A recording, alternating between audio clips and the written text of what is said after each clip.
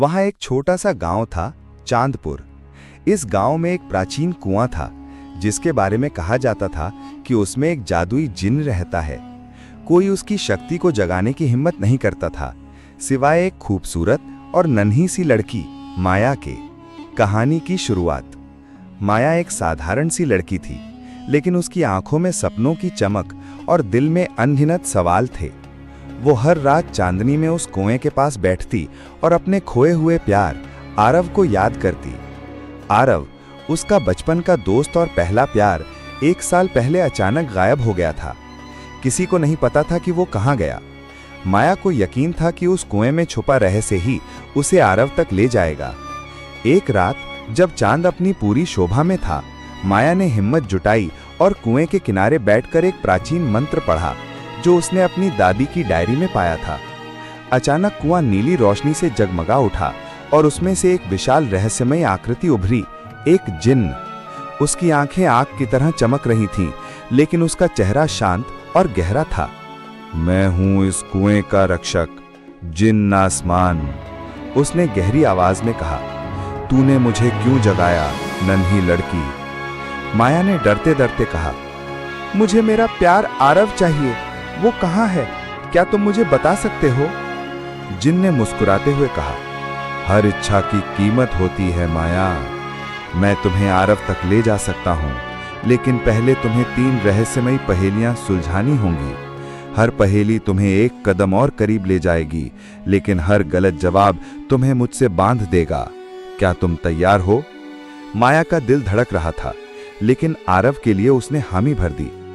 पहली पहेली, दिल का सच। जिन्न ने पहली पहेली सुनाई। वो क्या है जो ना दिखता है ना छूता है, फिर भी हर इंसान को बांध लेता है? माया ने सोचा। उसने अपनी आंखें बंद की और आरव की यादों में खो गई। उसने याद किया कैसे आरव की हंसी, उसकी बातें, उसकी एक एक अदा ने उसे बांध लिया था। प्यार, उसने धीरे से कहा। जिन्न ने सिर हिलाया। सही है, चलो तुम्हें पहला जवाब मिल गया। उसने अपनी उंगलियां चटकाईं और माया को एक सुनसान जंगल में ले गया, जहां एक पुराना मंदिर था। मंदिर के दरवाजे पर एक ताला लिखा था, सच्चा प्यार ही इसे खोलेगा।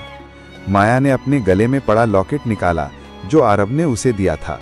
जैसे ही उसने लॉकेट ताले में लगाया, दरवाजा खुल गया। अंदर एक दर्पण था, जिसमें माया ने देखा कि आरव उसकी ओर देख रहा है। उसका दिल जोर से धड़का, लेकिन जैसे ही वो करीब गई, दर्पण में उसकी छवि गायब हो गई। ये क्या था जिन्न? माया ने पूछा। उसकी आंखों में आंसू थे।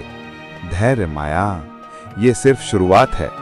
दूसरी पहेली, खोया हुआ समय। जिन्न ने दूसरी पहेली सुनाई। वो क्या है जो हर किसी के पास है, लेकिन कोई उसे पकड़ नहीं सकता? माया ने इस बार गहरी सांस ली। उसने सोचा कि कैसे समय बीतता गया और वो आरव को नहीं ढूंढ पाई। समय, उसने जवाब दिया। सही है माया। उसने माया को एक गुफा में ले गया, जहां दीवारों पर अनगिनत घड़ियां टंगी थीं। हर घड़ी अलग समय दिखा रही थी। एक घड़ी पर माया ने देखा कि वो और आरव एक बगीचे में हंस रहे हैं। वो दौड़कर उस घड़ी को छूने गई, लेकिन वो टूट गई और उसकी जगह एक चिट्ठी मिली। चिट्ठी में लिखा था, माया, मैं तुम्हें कभी नहीं भूल सकता, लेकिन मैं एक अभिशाप में फंस गया हूं, मुझे बचाओ। माया का दिल टूट गया। उसने जिन्न की ओर देखा। ये क्या है? आरव कहाँ है? जिन्न ने कहा, अंतिम पहेली बाकी है। तीसरी पहेली, सबसे बड़ा बलिदान। जिन्न की आवाज अब और गहरी हो गई। अंतिम पहेली, वो क्या है जो देने से बढ़ता है और लेने से घटता है? माया अब थक चुकी थी। उसने सोचा, क्या हो सकता है? उसने अपने और आरव के रिश्ते को याद किया, कैसे उसने आरव के लिए अपने सपनों को छोड़ा था और कैसे उसका प्यार और बढ़ गया था। प्यार, उसने फिर कहा। जिन्न ने मुस्कुराया, लेकिन इस बार उसकी मुस्कान में उदासी थी। सही है माया, लेकिन अब कीमत चुकाने का वक्त है। जिन्न ने बताया कि आरव को बचाने के लिए माया को अपनी सबसे कीमती चीज का बलिदान देना होगा, उसकी यादें। अगर वो अपनी और आरव की सारी यादें जिन्न को दे देती, तो आरव वापस आ सकता था, लेकिन तब माया उसे भूल जाती। माया की आंखों में आंसू थे। क्या कोई और रास्ता नहीं है? उसने पूछा। जिन्न ने सिर हिलाना। नहीं, यही नियम है। अंतिम मोड़। माया ने एक गहरी सांस ली। उसने अपने लॉकेट को छुआ और कहा, ठीक है जिन, मेरी सारी यादें ले लो, लेकिन आरव को बचा लो। जिन ने अपनी शक्ति का इस्तेमाल किया और एक चमक के साथ माया की आंखों से रोशनी गायब हो गई। जब उसने आंखें खोली, वो चांदपुर के कुएं के पास थी। उसके सामने एक लड़का खड़ा था जो उसे अनजान सा लगा। वो आरव था। कौन हो तुम? माया ने पूछा। आरव ने दुखी होकर कहा, मैं तुम्हारा दोस्त हूं। माया ने मुस्कुराकर कहा, ठीक है दोस्त, शायद हम फिर से शुरुआत कर सकते हैं।